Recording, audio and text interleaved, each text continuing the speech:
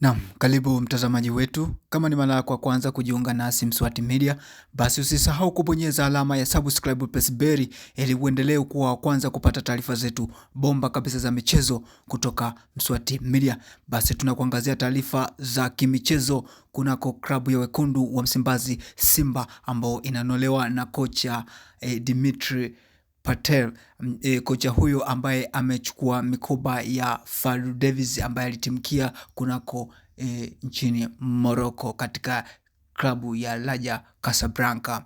Hivyo inasemekana kwamba leo Simba Sport Club walikuwa wana mchezo wa kirafiki wa kimataifa dhidi ya klabu ya Al Hilal ambao mchezo huo umetamatika kwa Al Hilal kuibuka na ushindi wa magoli 4-1 dhidi ya wenyeji wao Simba Sport Club.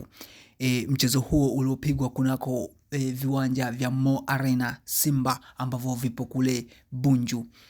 Katika mchezo huo Al Hilal wameweza kuibuka na matokeo mazuri kabisa kwa upande wao, lakini ulikuwa ni mchezo ambao kocha Patrick Dimitri alikuwa ana lengo la kuangalia hasa mwenendo wa kikosi chake. Hivyo tuangalie magoli yaliyofungwa na Al Hilal, kwamba goli la kwanza lilifungwa na Koulibaly ambaye mchezaji huyo Koulibaly wa Al Hilal aliweza kuscore magoli mawili katika mchezo huo uliopigwa siku hii ya leo, lakini goli la tatu liliweza kufungwa na Makida, lakini vilevile goli la nne liliweza kufunga na Sunday, ambapo huku kwa upande wa Simba Sport Club wanalunyasi goli lao la kufutia machozi lilifungwa na Elie Mpanzu ambaye Kibisawara ambaye aliweza kufunga kwa